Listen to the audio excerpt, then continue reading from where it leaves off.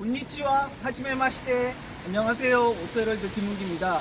오늘은 서울 광장동에 위치한 워커힐 호텔에 나와 있는데요. 이곳에서 인피니티의 중형 SUV 모델이죠. QX50의 신차 발표회 및 시승회가 마련되어 있습니다. 한번 함께 만나보러 가시죠.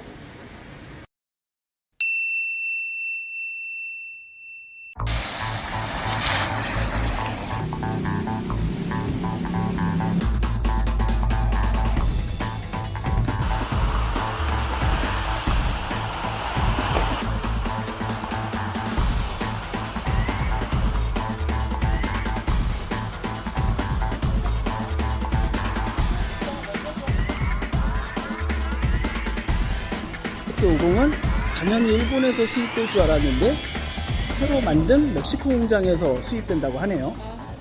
멕시코 공장에서 생산되는 QX50을 이제 한번 시승해 보겠습니다. 보통 2인 1조로 시승을 하는데 오늘은 특별하게 차 대수가 많지 않아서 그런지 3인 1조로 시승을 한다고 하네요. 트렁크 공간은 좀 생각보다 여유로운 것 같네요. 끝까지 번호 넣어요.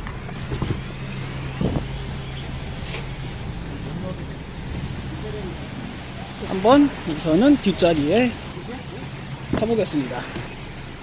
3인 1조라 뒷자리는 그렇게 부족해 보이진 않는데 어휴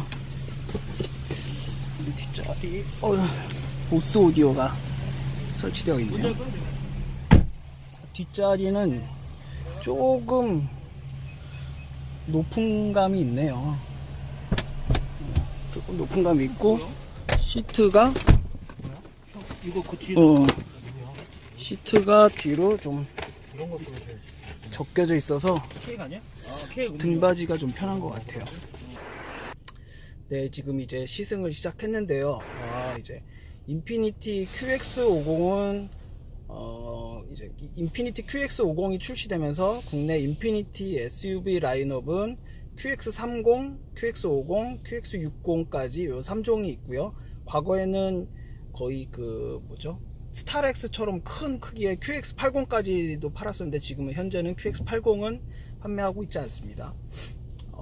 인피니티 QX50이라고 하면 뭔가 되게 좀 새로운 느낌? 되게 낯선 느낌이 있는데 생각해보면 과거에 2007년도에 첫 출시된 EX35라는 FR 방식의 차량이 있었죠.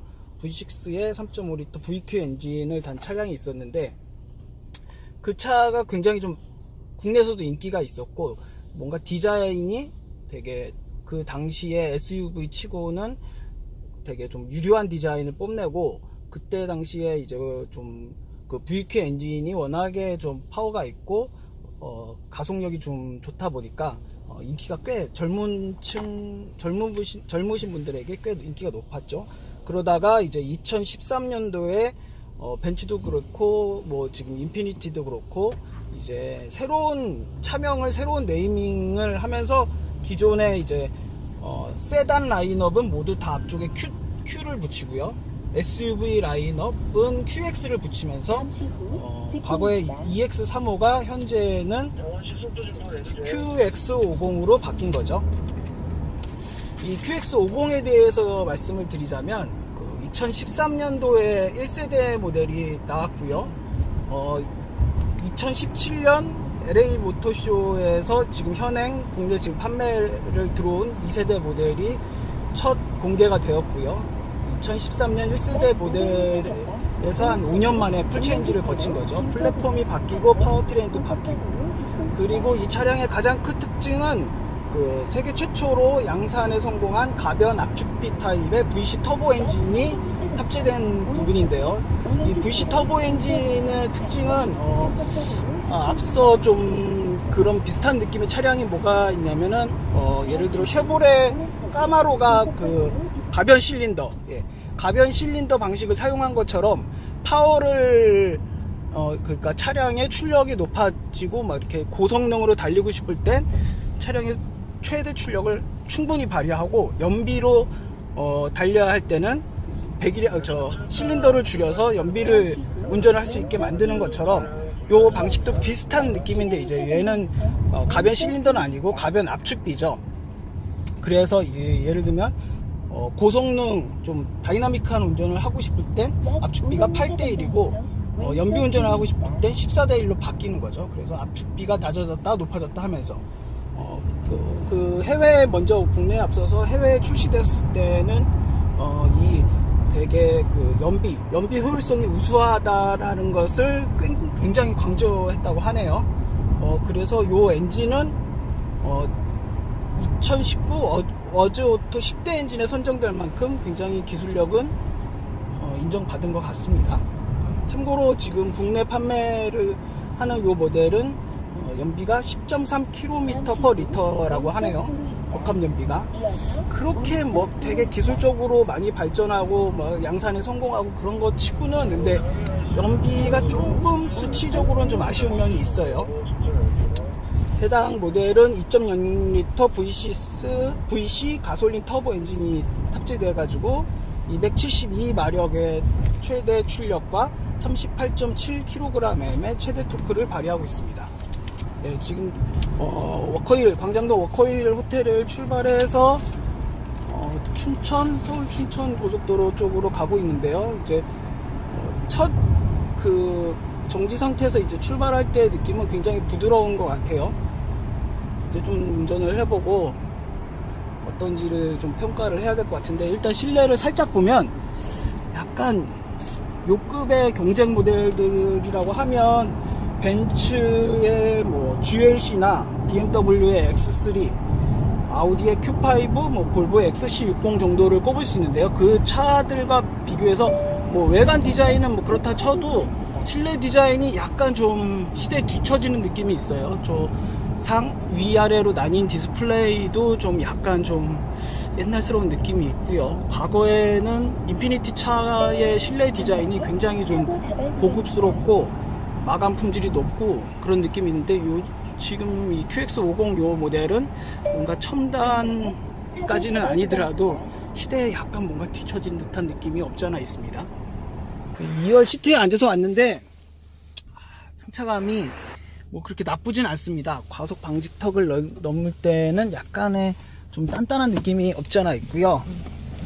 2열 좌석이 그렇게 부족하지 않은 편이라 뭐 그렇게 큰 불편 없이 온 것 같아요. 이제 차량에 대한 전반적인 이제 외관 디자인을 살펴보면 먼저 이제 차체 크기가 두티브요? 예, 국내 차로 따지면 이제 산타페 정도 된다고 볼 수 있는데요.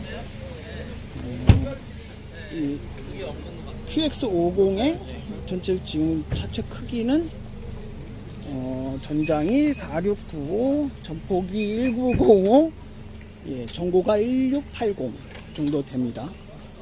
그리고 휠베이스가 2800이고요. 2세대 풀체인지를 거치면서 전고는 좀 낮아지고 전장도 약간씩 넓혔다고 하는데 그렇게 외관상 큰 느낌은 없는 것 같아요. 그리고 뭐 산타페가 저 휠베이스가 2765니까 산타페보다는 조금 크죠. 그리고 풀체인지를 거치면서 헤드램프 디자인이 좀 바뀌었고요. 여기 이렇게 LED도 들어가네요. 그리고 닛산의 패밀리룩을 상징하는 대형 라디에이터 그릴이 이렇게 위치해 있네요. 다른 닛산 라인업에 있는 SUV 모델들과 전반적으로 디자인은 좀 유사한 것 같습니다. 약간 SUV 모델이니까 이런 데도 이제 플라스틱으로 덧댔고, 후미등 디자인도 뭐 전체적으로 그렇게 뭐 그냥 전반적으로 앞쪽 전조등과 비슷한 느낌으로 만들었네요. 요 뒤에 볼륨감 있게 트렁크 라인도 약간 볼록하게 만들었고요. 트렁크는 기본적으로 전자식으로 개폐되고 기본 880L, 확장하면 1772L까지 된다고 하네요. 약간 뒷자리 이렇게 폴딩할 수 있는 버튼도 있고, 양쪽으로 버튼이 있네요. 시승차마다 약간 차이가 있는데 이 차가 제일 예쁜 것 같아요. 이 브라운 컬러의 시트와 브라운 가죽 색깔 약간 밝은 톤의 원목으로 한 요 디자인이 가장 요 차량과는 잘 맞는 것 같습니다. 근데 저희 시승차는 저희가 타고 온 건 요 검정색은 조금 답답한 감이 있죠. 전체적으로 이런 우드 트림을 많이 쓰고 스웨이드 느낌의 재질을 소재를 많이 쓴 것 같아요. 가죽도 느낌은 굉장히 좋고요. 시트도 이렇게 올록볼록하게 손으로 만져지는 질감 자체도 굉장히 좋습니다. 실내에 탑승을 해보면 이 계기판이 조금 아날로그 느낌이 없지 않아 있어요. 아날로그죠. 요 급의 경쟁차들이 막 디지털 계기판을 많이 사용하고 그런 것과는 좀 비교되는 것 같아요. 그리고 센터 페시아의 디스플레이도 2단으로 나눠져 있고 위쪽엔 내비게이션을 사용하고 있고요. 그리고 요 중앙에 센터 콘솔에 있는 계기판은 차량 정보를 표시하고 있는데 요 디스플레이 자체도 약간 좀 구식 느낌이 없지 않아 있습니다. 통풍 시트와 열선 시트를 모두 제공하고 있고요. 앞쪽 좌석은요. 근데 뒤쪽에 제가 좀 전에 앉아봤을 때는 뒤쪽은 뭐 통풍 열선 그런 거 전혀 없었어요. 그리고 디스플레이 여기 버튼을 누르면 위쪽에 요 디스플레이가 바뀌네요. 그리고 카메라를 누르면 카메라 버튼은 360도 어라운드 뷰 카메라가 있는데 요게 굉장히 초창기에 나왔을 때는 굉장히 좋았어요. 근데 요즘은 뭐 360도 카메라 웬만한 요급의 차량들이 다 사용하고 있죠. 근데 요 차는 약간 해상도가 좀 아쉽네요. 떨어지는 것 같아서. 여기 변속기 버튼도 좀 특이하네요. 굉장히 앙증맞다고 할까요? 조그만 버튼이 있는데 드라이브 모드는 계기판에 스탠다드, 스포츠, 퍼스널, 스탠다드, 퍼스널, 에코 이렇게 제공하고 있네요. 네, 이제 실내에 탑승을 했고요. 시승차 모델이 아마 풀옵션 모델이 있고 중간 트림 모델이 있는 것 같아요. 앞서 운전하신 기자분들의 말씀을 들어보면 헤드업 디스플레이랑 뭐 좌우측 경보를 해주는 시스템이 풀옵션에 있는데 지금 현재 지금 제가 타고 있는 시승차에는 그런 부분이 좀 빠져 있네요. 한번 시동을 걸어 보겠습니다. 네, 시동은 굉장히 부드럽게 걸리고요. 핸들 크기도 적당하고 손에 잡히는 그립감도 굉장히 좀 어느 정도 만족스러운 것 같아요. 그리고 시트의 착자감은 약간의 알칸트라 가죽인 것 같은데 알칸트라랑 고급 가죽을 같이 두 개를 섞었고 느껴지는 착자감은 굉장히 좀 안정적입니다. 닛산 측 설명을 들으면 알티마에 사용되었던 무중력 시트를 해당 모델에도 사용하고 있다고 하는데 굉장히 편안한 느낌이 있네요.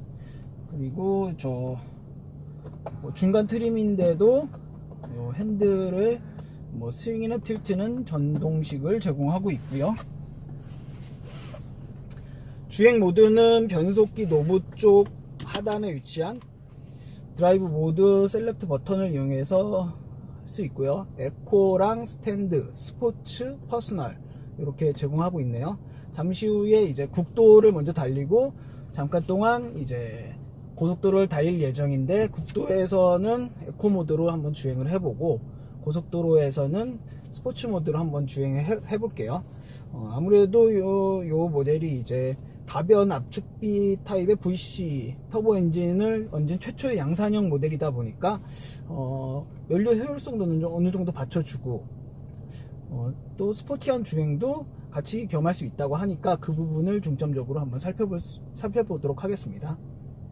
일단 정차 상태에서 실내 내부로 들어오는 엔진음이나 소음이나 진동 같은 거는 거의 못 느끼는 것 같아요. 핸들의 무게감도 지금 현재 에코 모드로 놓고 있는데 정차에서는 그다지 무거운 감이 없는 것 같고요. 지금 앞서 두 분의 기자분이 고속도로와 국도에서 주행을 하셨는데 여기 계기판에 나오는 연비가 9.3km/L를 보이고 있네요. 제가 운전할 때는 어떨지 모르겠는데 대등 소위할 것 같아요. 네, 지금 일단 국도를 달리고 있고요. 주행 모드는 에코로 맞춰놓고 달리고 있습니다.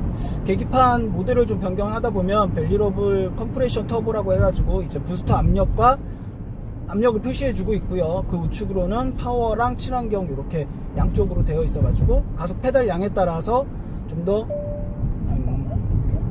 더 힘을 가하는 약간 고속 주행을 할 수 있는 스포츠한 주행을 할 수 있는 걸 알 수 있고요. 가속 페달을 조금만 좀 덜 밟아주면 친환경 쪽으로 달리고 있다는 것을 표시하고 있습니다. 일반적으로 지금 에코 모드에서 승차감이나 핸들링 반응은 굉장히 좀 뉴트럴하다고 할까요? 그런 느낌이 있어요. 아무래도 좀 기존의 인피니티 차량들이 좀 달리기 성능에 치우쳐져 있고 그런 면이 있었다면 이 모델은 패밀리 SUV를 지향하다 보니까 주행 성능이 적어도 에코 모드에서는 좀 보편적인 편안한 승차감과 주행 성능을 보여주고 있는 것 같습니다. 네, 지금 고속도로에 올라와서 주행 모드를 기존의 에코에서 스포츠 모드로 변경을 했고요. 스포츠 모드에서는 확실히 전에 에코 모드와는 현격한 차이를 보이는 주행 성능을 발휘하고 있습니다. 부스트 압력도 같은 그 가속 페달 양에서보다도 좀 더 많이 올라가고 있고요. RPM 게이지가 2000을 좀 넘고 한 3000 RPM대가 넘다 보면 이제 좀 더 이 다이나믹한 가속성을 발휘하는 걸 느낄 수 있습니다. 근데 이제 좀 아쉬운 부분이 있다면 핸들링이 고속주행에서 그렇게 무게감을 더하는 것 같지는 않아요. 그리고 좀 SUV 모델이다 보니까 그렇게 막 고속에서 이렇게 낮게 깔리는 느낌이 별로 없네요. 지금 시승하고 있는 모델이 약간 중간 트림 모델인데 일반 중간 트림 모델이니까 한 5천 후반대 정도 가격이 되겠죠. 그럼에도 불구하고 이제 뭐 크루즈 컨트롤 같은 기능을 살펴볼 때 최근에 뭐 거의 레벨 2단계 반자율 주행을 많이 경쟁 모델에서 사용하는 것에 비하면 그냥 일반 보통 크루즈 컨트롤을 사용하고 있어요. 이런 부분은 좀 아쉽고요. 그 밖에 뭐 안전 시스템도 중간 트림임에도 불구하고 후측방 경보 같은 뭐 그런 안전 사양은 빠져 있네요. 이런 부분이 좀 가격 대비 성능에서 좀 경쟁 모델보다는 좀 아쉬운 부분이 아닐까 생각됩니다. 변속기는 지금 CVT가 맞물려 있는데 전반적으로 뭐 스포츠 모드에서나 에코 모드에서나 굉장히 부드러운 변속감을 제공하고 있습니다. 앞에 운전대 너머에 있는 패들 시프트를 이용해서 수동 변속이 가능하긴 하지만 뭐 다운 시프트가 되게 적극적으로 된다든가 뭐 그런 면은 없는 것 같아요. 지금 인피니티 QX50 모델의 경우 국내 판매 가격이 이제 5,190만원에서 6,330만원대로 형성이 되어 있는데 글쎄요, 좀 가격 책정이 조금 좀 불만족스럽지 않을까 생각하게 될 것 같아요. 경쟁 모델 대비 뭐 성능이 그렇게 뒷받침되는 것도 아닌 것 같고 편의 사양이나 안정 사양이 그다지 우수해 보이지도 않고 약간 좀 여러 가지 아쉬움이 있는 것 같습니다.